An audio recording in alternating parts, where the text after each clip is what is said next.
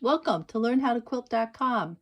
In this video, you'll learn some ways to avoid sewing Y seams or set-in or inset seams. First, you'll see why quilters often prefer straight-line sewing over Y seams. Then you'll learn about some alternative techniques that you can use. Hope you decide to stay tuned. When three seams meet at one point or intersection, they form a Y seam, or sometimes called an inset or set-in seam. You can find these Y seams in many traditional quilt blocks. All three of these seams must end before entering into that intersection. You can see that this stops here, this one stops right there, and this one stops right there. If you don't stop before entering that intersection, you'll get puckers, or in this case, you won't be able to sew on that next piece. Unlike straight line sewing where you can cross over seams, with Y seams or inset seams, you have to stop and lock your stitches. For some quilters, all this stopping and starting is frustrating. Also, quilters usually have to mark those intersections so they know where to start and stop, which takes up more time. I guess I have to admit that these Y seams aren't really hard to sew, they're just time-consuming. In the next sections, you'll find some methods you might try if you want to avoid these seams. Below you'll find links to each topic if you want to skip around. One way to avoid sewing this Y seam here is to add a fourth seam. Now you can put right sides together and sew each one of these pieces, and then sew these two pieces, all using straight line sewing. Let me caution you, however, that you just can't cut this piece in half like I did here for this demo, because you'll need to add seam allowances here. So these two pieces will stay the same, but this piece right here gets cut into two sections.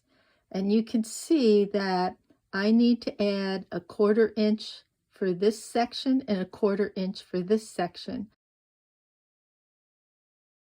All the seams in this Lemoyne star are Y seams. If I add a fourth seam here and a fourth seam here, I can get rid of all those Y seams. I can sew each one of these sections together with straight seams. I'll make units that look like this. And then I can use straight seams to sew these units together here and here. Another way to avoid these Y seams is to cut the pieces in half, but make sure you add extra seam allowance there. And then, after you cut them in half, you want to sew the pieces together in rows. And then you'll sew those rows together. Here are some tumbling blocks. Each one is made with a Y seam. When you join the blocks together, there's also another Y seam.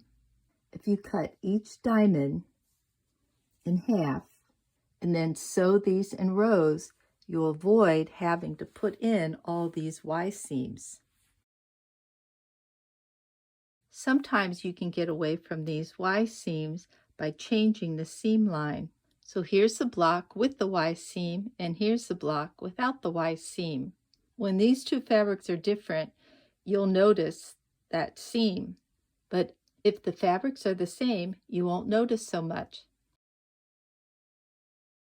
This is a traditional bow tie block. You start with the square in the center, and then you have 4 of these Y seams to sew.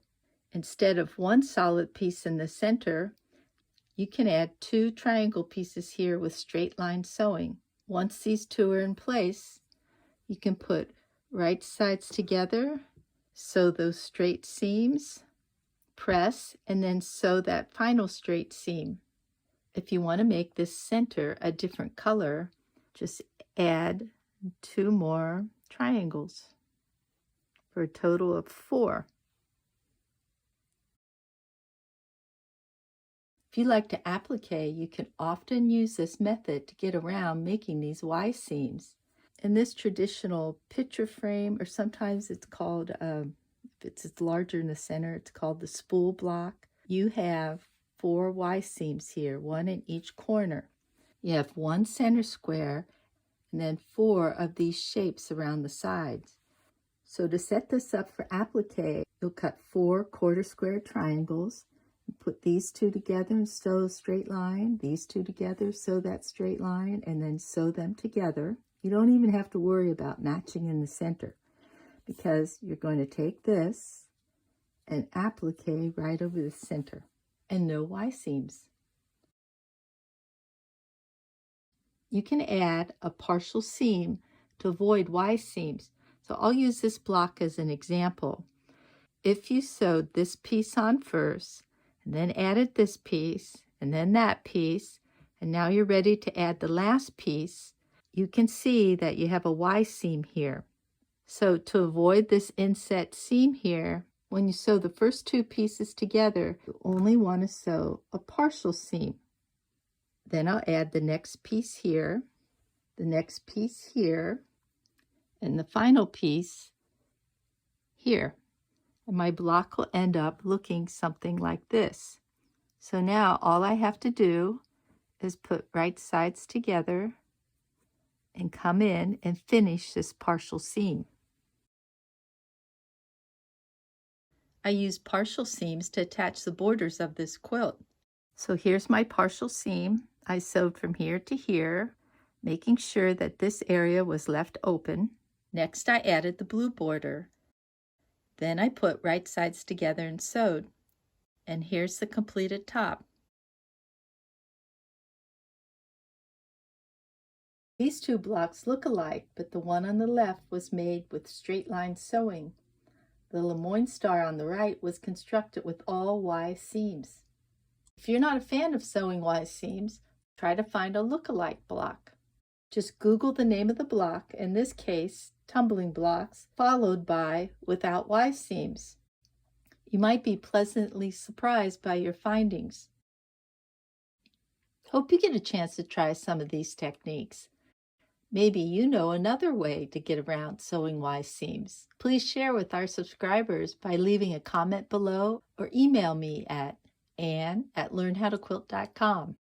Thanks for visiting learnhowtoquilt.com. Please sign up at our website for updates and free patterns. Thanks.